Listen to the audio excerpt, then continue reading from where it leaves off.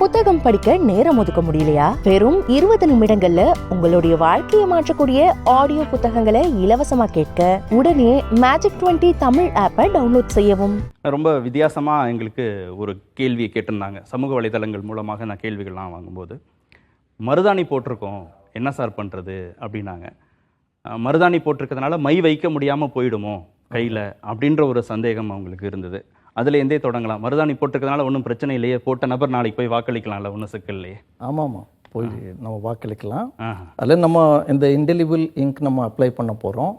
அது வேறு, நம்ம அந்த மெஹந்தி நீங்கள் சொல்லுங்க அதுதானா, அதுவும் இருந்தால் கூட நம்ம இது இன்டெலிபிள் இங்க் நம்ம ரெண்டு கையில் மருதாணி போட்டிருந்தாலும் ஒன்றும் சிக்கல் இல்லை. அப்புறம் இன்னொன்று நாங்கள் பார்த்தோம், தெய்வ குத்தம் ஊரை விட்டு ஒதுக்குவோன்னு வாக்காளரை நிர்பந்திக்க முடியுமா? நீங்கள் வாக்களித்தீங்கன்னா தெய்வ குத்தம் ஆகிடும், இல்லைனா நாங்கள் ஊரை விட்டு ஒதுக்கி வச்சுருவோம் அப்படின்னு மிரட்டுறாங்க சில இடங்களில். அந்த மாதிரிலாம் மிரட்ட முடியுமா அப்படின்னு கேட்குறாங்க. அது தண்டனைக்குரிய குற்றம் தானே? இது நம்ம ஒரு டெமோக்ராட்டிக் கண்ட்ரியில் இருக்கிறோம், எல்லாத்துக்கும் ஒரு ஃப்ரீ வில் இருக்கே. ஸோ நம்ம யாருக்கு ஓட் பண்ணணும் நம்ம யோசிக்கிறோமோ அவங்க நம்ம ஓட் போடலாம். அதில் யாரும் நமக்கு கட்டாயப்படுத்தக்கூடாது. ஓகே, நம்ம இங்கே இருக்கக்கூடிய இளம் வாக்காளர்கள்ட்டேருந்து கேள்விகளை பெற்றதற்கான விளக்கங்களை பெறலாம். தொடங்கலாம் நீங்கள். வணக்கம் ஐயா. வணக்கம். கரண்ட் எலெக்ஷனில் நீங்கள் model code of conduct implement பண்ணும்போது என்னென்ன சேலஞ்சஸ் ஃபேஸ் பண்ணீங்க, அது எப்படி டேக்கிள் பண்ணீங்க? என்ன பேர் உங்கள் பேர்? என் பேர் கண்ணா. மாடல் கோட் ஆஃப் கண்டக்ட் நீங்கள் பார்க்கும்போது இது ஒரு ஆக்ட். நம்ம எப்படி ஒரு ஐபிசி சிஆர்பிசி இருக்குது அந்த மாதிரி ஒரு ஆக்ட் கிடையாது. இது எலெக்ஷன் கமிஷன்னாலே பொலிட்டிக்கல் பார்ட்டிஸ், கேண்டிடேட்ஸு, அதர்ஸ் என்னென்ன முறைகள் நம்ம ஃபாலோ பண்ணணும் அது மாதிரி இருக்குது. ஸோ அதில் பல வகையான இன்ஸ்ட்ரக்ஷன்ஸ் எல்லாம் இருக்குது. To give A level playing field, எல்லாமே ஒரு சமமான நிலையில் இருக்கலாம். ஜென்ரலாக தமிழ்நாட்டில் நம்ம என்ன இந்த வாட்டி பார்த்துருக்கோம்னாக்க, நம்ம ஒரு சில கேண்டிடேட் நம்ம பார்ட்டி பற்றி நம்ம இது பற்றி தப்பாக பேசியிருக்காங்க, ஆர் ஏதோ ஒரு விதி அதெல்லாம் மீறி பேசியிருக்காங்க, அந்த மாதிரி எல்லாம் வந்திருந்து அந்த மாதிரி கேசஸில் ஜென்ரலாக நாங்கள் நோட்டீஸ் அனுப்புவோம். அவன் பதில் கொடுப்பாங்க. ரொம்ப ஒரு அந்த மாதிரி ஒரு அனாவசியமாக ஏதோ ஒரு இது இல்லைனாக்க எலெக்ஷன் கமிஷன் அதில் ஒரு டைரெக்ஷன் பாஸ் பண்ணுவாங்க. ரொம்ப மகிழ்ச்சியோடு நான் சொல்கிறேன், இந்த வாட்டி அந்த மாதிரி பெரிய சம்பவமெல்லாம் எதுவுமே நடக்கலை. அதனால் எலெக்ஷன் கமிஷன் ஒரு இன்டர்வியூன் பண்ணி ஏதோ ஒரு ஸ்டார் கேம்பெயினர் மேலே ஏதோ ஒரு நடவடிக்கை எடுக்கணும், எது பண்ணோம், அந்த மாதிரி சுச்சுவேஷனுக்கு நம்ம வரல. அதே நேரத்தில் நம்ம ஏதாவது நம்ம ஒரு ஐபிசி ஆக்டில் சிஆர்பிசியில் ஏதோ ஒரு இது இருந்தால் அதில் நம்ம ஒரு எஃப்ஐஆர் பதிவு பண்ணாக்க அது பண்ணியிருக்கிறோம். ஸோ அதனால் நம்ம சேலஞ்சஸ்லாம் பார்க்கும்போது ஆல் த பொலிட்டிக்கல் பார்ட்டிஸ் நல்லா ஒரு ரெஸ்பான்சிபிள் முறையில் கேம்பெயினெல்லாம் பண்ணியிருக்காங்க.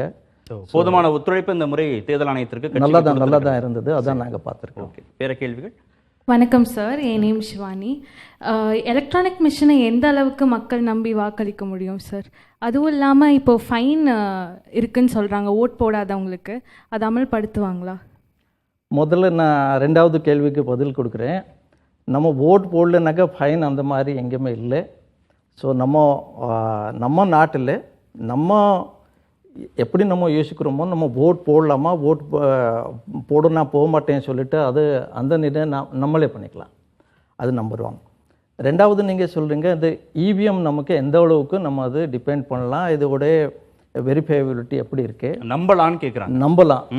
இது எப்படின்னாக்க இது ஒரு பெரிய ப்ராசஸில் வந்திருக்கு. இந்த நாட்டில் 1982 இது ஆரம்பிச்சுட்டு நிறைய ப்ராசஸில் இது போயிட்டுருக்கு. ஸோ இதுக்கு நம்ம honourable supreme court, high court ஒவ்வொரு வாட்டிலே அதில் என்னென்ன நம்ம சேஞ்சஸ் எல்லாம் பண்ணணும் அதெல்லாம் பார்த்துட்டு கடைசியில் பார்லிமெண்ட்டில் இது அப்ரூவ் ஆகிட்டு கூட அதுக்கப்புறம் பைலட் பேசிஸில் இம்ப்ளிமெண்ட் பண்ணி அதுக்கப்புறம் ஒரு காலத்தில் நீங்கள் பார்க்கும்போது இந்த இப்போ இருக்கிற விவிபேட் மிஷின் அது செப்பரேட்டாக இருக்காது, வெறும் இவிஎம் தான் இருந்தது. அதுக்கப்புறம் ஒரு ஆனரபிள் சுப்ரீம் கோர்ட்டோட இன்டர்வென்ஷன் படி இது ஒரு இப்போ விவிபேட்டும் நமக்கு வந்திருக்கு. இதெல்லாம் நீங்கள் பார்க்கும்போது பார்லமெண்ட் அவர் கோர்ட்ஸ் ஆஃப் லா இதெல்லாம் பார்த்துட்டு இருக்கிறாங்க. ஸோ அதனால பொலிட்டிக்கல் பார்ட்டிஸ் அவங்களோடையும் நம்ம ஒவ்வொரு வாட்டிலையும் நம்ம first level checking, second level checking இதெல்லாம் இருக்கும்போது கூட ஆல் த பொலிட்டிக்கல் பார்ட்டிஸ் எல்லாம் பார்ப்பாங்க. அதுக்கப்புறம் எந்த இவிஎம் மெஷின் எங்கே போகிறது அதுவும் நம்ம யாருமே அது கரெக்டாக இது முன்னாடி நம்ம சொல்ல முடியாது. ரேண்டமாக போகும், ரேண்டமைசேஷன் எல்லாம் பண்ணி போகும். அதனால இதெல்லாம் 100% டிபெண்டபிள் ஒரு இது தான். ஸோ அது நம்ம உறுதியோடு போயிட்டு நம்ம அது வாக்களிக்கலாம். ஒன்றும் சந்தேகம் தீர்ந்துருச்சா? சரி, வேறு யாராவது? வணக்கம் சார், என் பேர் பாலாஜி. இப்போ வந்து எலெக்ஷன் கமிஷனோட மேஜர் சேலஞ்சஸில் மிஸ்இன்ஃபர்மேஷன் சொல்லியிருக்காங்க 4 Msல. இப்போ கமிஷன் வந்து எப்படி மிஸ்இன்ஃபர்மேஷன் டேக்கிள் பண்ணி இப்போ டெக்னாலஜி டெவலப்மெண்ட்டால் டீப் ஃபேக் ஏஐ அப்படின்னு மிஸ்இன்ஃபர்மேஷனோட ஸ்கோப் அதிகமாகுது. கமிஷன் எப்படி டேக்கிள் பண்ணி மக்கள் எப்படி மிஸ்இன்ஃபர்மேஷன் வந்து ப்ரிவென்ட் பண்ணிக்கலாம் அதை பற்றி? இப்போ நீங்கள் கேட்ட கேள்வியில் என்னன்னாக்கா நம்ம சோஷியல் மீடியா இப்போ ரொம்ப ஒரு பெரிய ப்ரொப்போர்ஷனில் வந்து ஒரு காலத்தில் நமக்கு வெறும் பிரிண்ட் மீடியா, அதுக்கப்புறம் விஜுவல் மீடியா, இப்போ social media is a very very large. அதோட ரெஸ்பான்ஸ் ரொம்ப ரொம்ப பெருசாக இருக்குது. ஜென்ரலாக எலெக்ஷன் கமிஷனில் நாங்கள் எப்படி பண்ணுறோம்னாக்க நம்மக்கிட்ட கம்ப்ளைண்ட்ஸ் எல்லாம் வரும். ஒரு பொலிட்டிக்கல் பார்ட்டி கொடுப்பாங்க, ஒரு கேண்டிடேட் கொடுப்பாங்க, பொதுமக்களும் கொடுப்பாங்க. அதெல்லாம் பார்த்துட்டு போலீஸ் அதுக்கு என்னென்ன ஆக்ஷன் எடுக்க முடியும், ஒரு டேக் டவுன் ஆர்டர் போலீஸ்க்கும் இருக்குது. சாதாரண டைமில், இது எலெக்ஷன் டைமில் மட்டும் இல்லை, மற்ற நேரத்தில் கூட உங்கள் பற்றி யார் ஒரு தப்பாக எதோ சொல்லியிருக்காங்க சோஷியல் மீடியானாக்கா அதுக்கும் ஆக்ஷன் எடுக்கிறதுக்கு அது ஒரு வாய்ப்பு இருக்குது. ரெண்டாவது, நம்ம எலெக்ஷன் சம்மந்தப்பட்ட ஏதாவது ஒரு ஸ்பெசிஃபிக் இன்புட்ஸ் இருந்தால் அது நம்ம எலெக்ஷன் கமிஷனுக்கு நம்ம ஸ்கேல் அப் பண்ணுவோம். ஏன்னா இதில் நம்ம ரெண்டாக பார்க்கணும். ஒன் என்னென்னா, நம்ம ஒரு ஜனநாயக இதில் இருக்கும்போது நமக்கு அந்த ஃப்ரீடம் ஆஃப் ஸ்பீச் இருக்கு.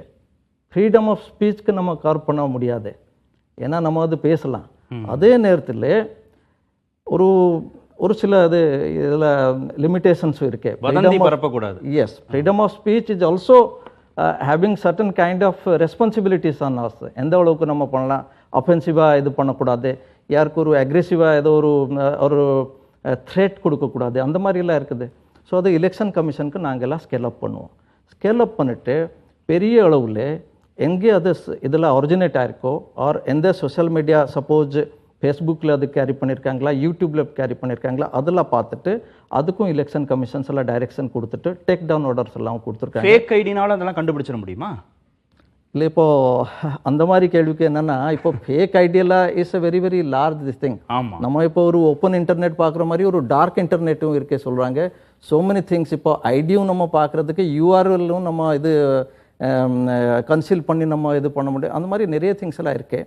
ஸோ டெக்னிக்கல் ஆஸ்பெக்ட்க்கு நான் ஃபுல்லாக போக முடியாது. பட் நம்ம தெரிஞ்ச அளவுக்கு வரும்போது நம்ம எலெக்ஷன் கமிஷனுக்கு இது கொடுத்துட்டு நம்ம அதுக்கு ஆக்ஷன் எடுப்போம். ஓகே. திரு குபேந்திரன் கள்ளக்குறிச்சியிலிருந்து நேயர் வந்து தொலைபேசி வழியாக அவருடைய சந்தேகத்தை கேட்குறான். வணக்கம் திரு குபேந்திரன், உங்களுடைய கேள்வி என்ன? ஐயா வணக்கம். ஐயா வணக்கம். வணக்கம் ஐயா. இப்போ வந்து தேர்தல் நடைமுறைக்கு வந்து வாக்குப்பதிவு நடைமுறை வரையும் இருக்கு. அதாவது அந்த 50,000 பணம் எடுத்துட்டு போறது, இது மாதிரி நடைமுறைகள் வந்து ஜூன் 4 வரைக்கும் ஏன் நம்ம காத்துட்டு இருக்கணும்? அப்ப பொதுமக்கள் பாதிப்பு வராதா? சரி, நிறைய பொதுமக்கள் அப்ப பாதிக்கப்பட மாட்டாங்களா? சரி, அதாவது நாளையோட நமக்கு எலெக்ஷன் முடிஞ்சிருதே, நாம ஏன் ஜூன் 4 வரைக்கும் காத்திருக்கணும்னு கேக்குறீங்க?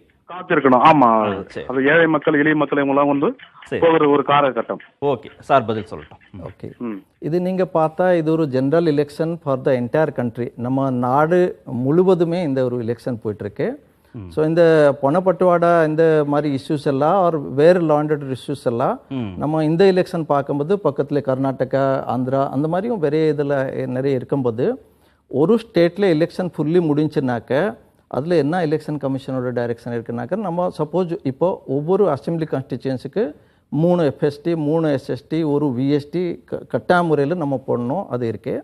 அது நம்ம ஸ்கேல் டவுன் பண்ண போகிறோம். வெறும் ஒரு FST ஒரு SST தான் இருக்க போகிறாங்க இனிமேல், after the election process is over. இதில் நம்ம பார்வையாளர்களை சொல்கிறீங்க? ஆமாம், அந்த இதுனாக்க நம்ம ஸ்டாட்டிக் சர்வேலன்ஸ் டீம்ஸ், அதெல்லாம் நம்ம ஒரு வண்டிலே போலீஸ் அதிகாரி, கண்காணிப்பாளர், ஆமாம், அந்த டீம் எல்லாம் நாங்கள் நிறைய ரிடியூஸ் பண்ண போகிறோம். ஸோ ஆல்மோஸ்ட் 1/3 அதெல்லாம் நம்ம ரிடியூஸ் பண்ண போகிறோம். இதுலேயும் இன்னொரு இன்ஸ்ட்ரக்ஷன் நம்ம என்ன கொடுத்துருக்கோம்னாக்கா, ஒரு சில கம்ப்ளைண்ட் வரும்போது தட் எப்படி நம்ம ஒரு ஹியூமானிட்டேரியன் கிரவுண்டில் இதெல்லாம் செக் பண்ணணும், ஒரு பெரிய ஒரு டிராஃபிக் சிக்னல்ஸ் எல்லாம் வரக்கூடாது, எல்லா வண்டியெல்லாம் ஒரே வரிசையாக அப்படியே ஸ்டாப் ஆகிட்டு இருக்குது, அந்த மாதிரி சம்பவம்லாம் நாங்கள் பார்க்குறதில்ல. அந்த மாதிரி கம்ப்ளைண்ட்ஸும் நமக்கு வரல. ஒரு சில கம்ப்ளைண்ட் வரும்போது உடனடியாக அதெல்லாம் நாங்கள் ஆக்ஷன்ஸும் எடுத்துருக்கிறோம். ஸோ அது ஸ்கேல் டவுன் பண்ண போகிறோம். மக்களுக்கு ஏதோ ஒரு பிரச்சனை கொடுக்கறதுக்கு இது இல்லை, பட் ஒரு எலெக்ஷன் ஒரு ஃப்ரீ அண்ட் ஃபேர். இல்லை, ஒரு கிட்டத்தட்ட ஒரு 1.5 மாத கேப் இருக்குல்ல வாக்கு எண்ணிக்கைக்கும் வாக்குப்பதிவுக்கும். அது வந்து சிறு வியாபாரிகள், சாமானிய மக்களை பாதிக்கதா அப்படின்ற அடிப்படையில் தான் அவங்க கேட்குறாங்க. மேஜர் இதில் என்ன சொல்லுவாங்கனாக்கா, நமக்கு 50,000க்கு மேலே நம்ம கேஷ் எல்லாம் எடுத்துகிட்டு போகும்போது நமக்கு பிரச்சனையெல்லாம் இருக்குது. அதுதான் ஒரு கம்ப்ளைண்ட்டாக வருது.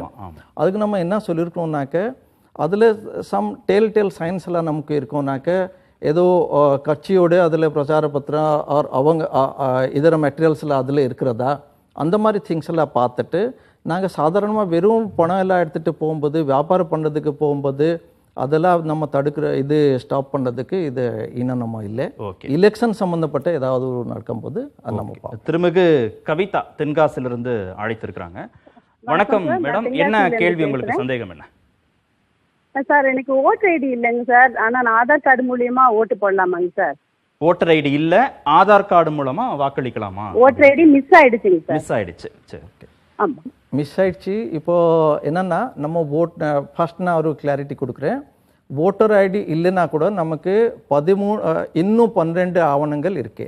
உங்களுக்கு ஆதார் கார்டு இருக்கலாம், இல்லை ஆதார் கார்டு உங்கள்கிட்ட இருக்கு. ஆதார் கார்டு இருக்கு. ஆதார் கார்டு இருந்தால் உங்கள் அடையாள் அந்த மூலமாக நமக்கு தெரிஞ்சிடும். ஸோ அதனால நீங்கள் அதுக்கு முன்னாடியான உங்கள் பிஎல்ஓ பூத் லெவல் ஆஃபீஸர்ஸ் கிட்ட அதெல்லாம் செக் பண்ணிங்க. உங்கள் பேர் எந்த வாக்காளர் பட்டியலில் எந்த வாக்குச்சாவடியில் இருக்கு அது தெரிஞ்சால் நீங்கள் கரெக்டாக அந்த இடத்துக்கு போயிட்டு நீங்கள் ஓட் போடலாம். வேறு ஏதாவது 12 ஆவணங்கள் நாங்கள் நிறைய அட்வர்டைஸ்மெண்ட் கொடுத்துருக்கோம், ப்ரெஸ் ரிலீஸ் கொடுத்துருக்கோம். அதில் ஏதாவது ஒரு எடுத்துட்டு அந்த ஆப்பை பயன்படுத்த தெரிந்தவர்கள் எளிமையாக கண்டுபிடிச்சிருவாங்க. ஆமாம். அதை பயன்படுத்த தெரியாதவங்க அதை கையாளுவதற்கு முடியாதவர்களுக்கு ஏதாவது வழிமுறை இருக்கா? பூத்தில் அதான் நான் சொன்னேன், ஒவ்வொரு வாக்குச்சாவடிக்காக நமக்கு பூத் லெவல் ஆஃபீஸர்ஸ் இருக்கிறாங்க. அவங்களோட டெலிஃபோன் நம்பர்ஸ் எல்லாம் நம்ம வெப்சைட்டில் போட்டிருக்கோம். அங்கேயும் இப்போ அது வெப்சைட்டில் யாரும் போக முடியலன்னா கூட, ஆனால் ஒவ்வொரு வாக்குச்சாவடியில் யார் பிஎல்ஓ நமக்கு ஒருவருக்கு நம்ம மக்களுக்கு நம்ம வாக்காளர்களுக்கு அது தெரியுது. ஸோ அதனால அவங்க கிட்ட நம்ம போகும்போது அவங்க கரெக்டாக சொல்லுவாங்க. புத்தகம் படிக்க நேரம் ஒதுக்க முடியலையா? வெறும் 20 நிமிடங்கள்ல உங்களுடைய வாழ்க்கையை மாற்றக்கூடிய ஆடியோ புத்தகங்களை இலவசமா கேட்க உடனே Magic 20 தமிழ் ஆப்பை டவுன்லோட் செய்யவும்.